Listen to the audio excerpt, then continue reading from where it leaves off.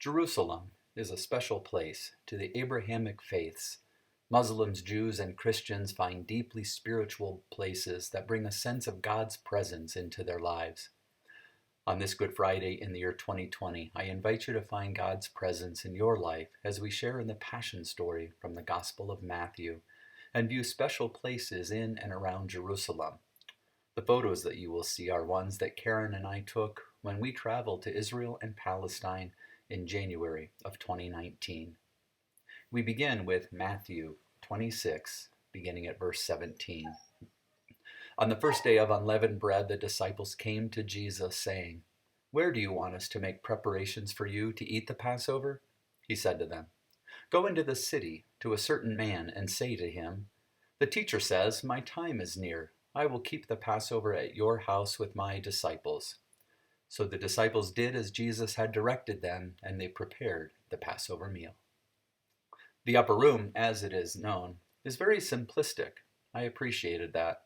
It leaves each person an opportunity to imagine in their own way how Jesus and his disciples gathered.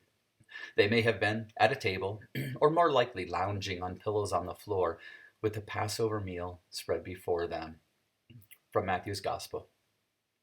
When it was evening, Jesus took his place with the 12, and while they were eating, he said, "Truly I tell you, one of you will betray me." And they became greatly distressed and began to say to him one after another, "Surely not I, Lord." He answered, "The one who has dipped his hand into the bowl with me will betray me.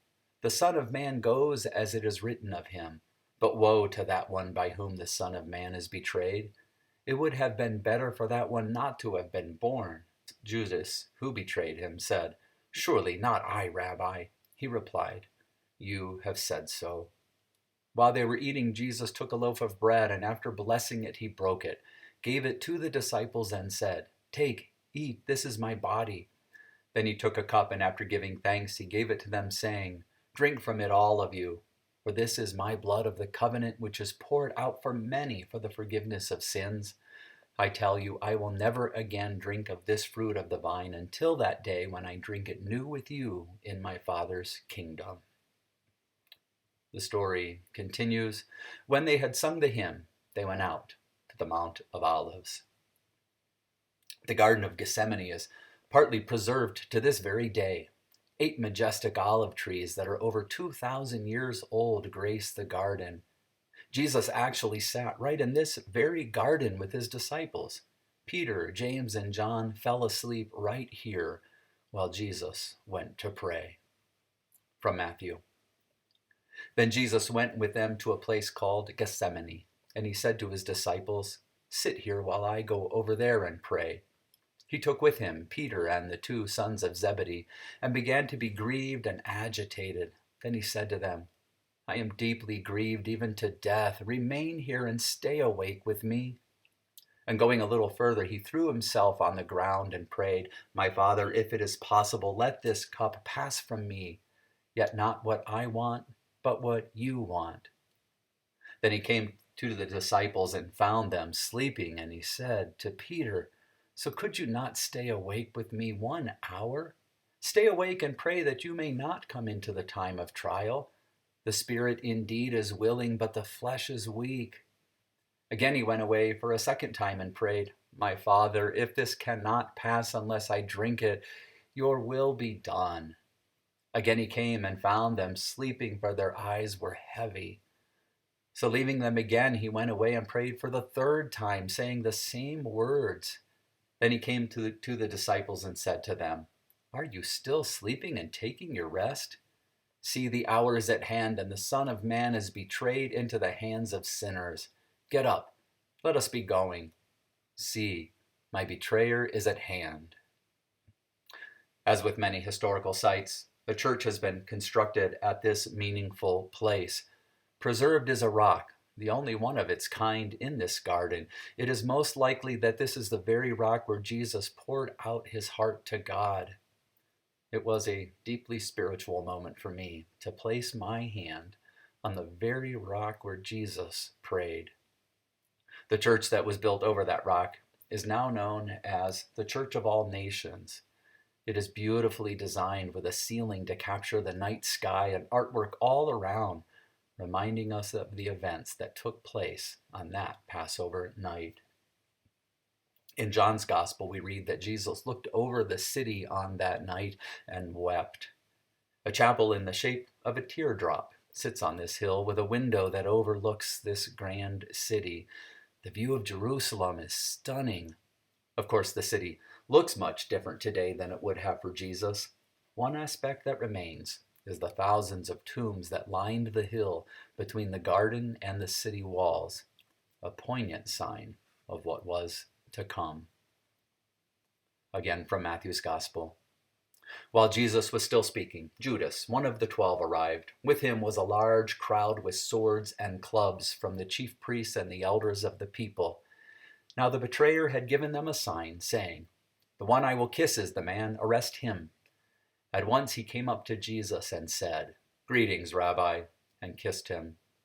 Jesus said to him, "Friend, do what you are here to do." Then they came and laid hands on Jesus and arrested him. Jesus said, "All this has taken place so that the scriptures of the prophets may be fulfilled." Then all the disciples deserted him and fled. Jesus was taken into the city to the chief priest's headquarters. These headquarters were not preserved in the destruction and rebuilding of Jerusalem over the past 2,000 years. Interestingly, a church dedicated to Peter, the disciple who denied knowing Jesus, is built at a very important site. But first, Peter's story. It was back in the garden that Jesus foretold of Peter's denial. Matthew records this. Then Jesus said to the disciples, "You will all become deserters because of me this night. For it is written, I will strike the shepherd and the sheep of the flock will be scattered. But after I am raised up, I will go ahead of you to Galilee." Peter said to him, "Though all become deserters because of you, I will never desert you." Jesus said to him, "Truly I tell you, this very night before the cock crows, you will deny me 3 times." Peter said to him, "Even though I must die with you, I will not deny you." And so said all the disciples. And then, when Jesus was in the courtyard of the high priest, Matthew records this. Now Peter was sitting outside in the courtyard. A servant girl came to him and said, "You also were with Jesus the Galilean?" But he denied it before all of them, saying, "I do not know what you are talking about." When he went out to the porch, another servant girl saw him, and she said to the bystanders, "This man was with Jesus of Nazareth." Again he denied it with an oath, "I do not know the man." After a little while, the bystanders came up and said to Peter, "Certainly you are one of them, for your accent betrays you." Then he began to curse and he swore an oath, "I do not know the man." At that moment, the cock crowed.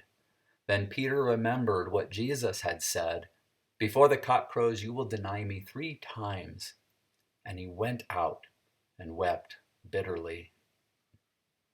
If you take some time to contemplate, you understand that we have so very much in common with Peter. Denials come in so many packages. While I may not be as forceful or as obvious as Peter, there are certainly times in my life when I fail to acknowledge Jesus as I should, or to acknowledge that I am a disciple. In the back of this church is a stairway that leads to the jail or dungeon. It was here that Jesus spent the night alone. He may have been bound to the wall with a rope. We hear very little in Scripture about that night. The lack of description from the gospel writers is quite possibly more poignant than any description could be. In this time of stay at home, many of us know the feeling of isolation. This night for Jesus may have felt like a week. He was not just alone, he had been abandoned by his very disciples. From Matthew's Gospel. When morning came, all the chief priests and the elders of the people conferred together against Jesus in order to bring about his death. They bound him, led him away, and handed him over to Pilate, the governor. Pilate questioned Jesus, then tried to release him, but the crowd demanded that Barabbas be released, and Jesus was sentenced to die. In Jerusalem, you can walk the Via Dolorosa, which takes you through the stations of the cross. Some stations are highlighted with a structure containing a chapel and artwork. Other stations are simply signified by a marking on a wall. Matthew records these words. Then the soldiers of the governor took Jesus into the governor's headquarters, and they gathered the whole cohort around him. They stripped him and put a scarlet robe on him. And after twisting some thorns into a crown, they put it on his head. They put a reed in his right hand and knelt before him and mocked him, saying, "Hail, King of the Jews!" They spat on him and took the reed and struck him on the head. After mocking him, they stripped him of the robe and put his own clothes on him. Then they led him away to crucify him. As they went out, they came upon a man from Cyrene named Simon. They compelled this man to carry his cross. The traditional site of Jesus' crucifixion is contained within the Church of the Holy Sepulchre.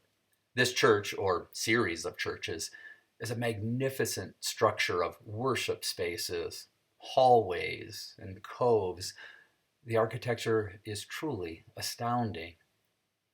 In here is a narrow stairway, just up a flight or two, to Golgotha, from the Gospel of Matthew.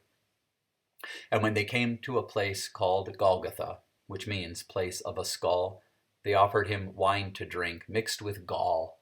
But when he tasted it, he would not drink it. And when they had crucified him, they divided his clothes among themselves by casting lots. Then they sat down there and kept watch over him. Over his head they put the charge against him, which read, "This is Jesus, the King of the Jews." The artwork around this place of Golgotha is vast and covers every inch of the walls and ceilings. Mosaics of such detail that they look more like paintings. The Old Testament story of Abraham's near sacrifice of Isaac is shown as a parallel story to Jesus. Other mosaics and art display the powerful message of the crucifixion. In this space is an altar placed over a hole in the ground. This is the traditional site of Jesus' cross. You must bend down in a penitent posture under the altar to place your hand in the hole. From Matthew's Gospel. From noon on, darkness came over the whole land until 3 p.m. At about 3 o'clock, Jesus cried with a loud voice, "Eli, Eli, lama sabachthani?" That is, my God, why have you forsaken me?" Then Jesus cried again with a loud voice and breathed his last. Now when the centurion and those with him who were keeping watch over Jesus saw the earthquake and what took place, they were terrified and said, "Truly this man was God's son." Many women were also there, looking on from a distance. They had followed Jesus from Galilee and had provided for him. Among them were Mary Magdalene, and Mary the mother of James and Joseph, and Mary the mother of the sons of Zebedee. From there down another narrow staircase you encounter a stone placed in remembrance of Jesus being taken down from the cross and wrapped. From Matthew's Gospel. When it was evening, there came a rich man from Arimathea named Joseph, who was also a disciple of Jesus. He went to Pilate and asked for the body of Jesus.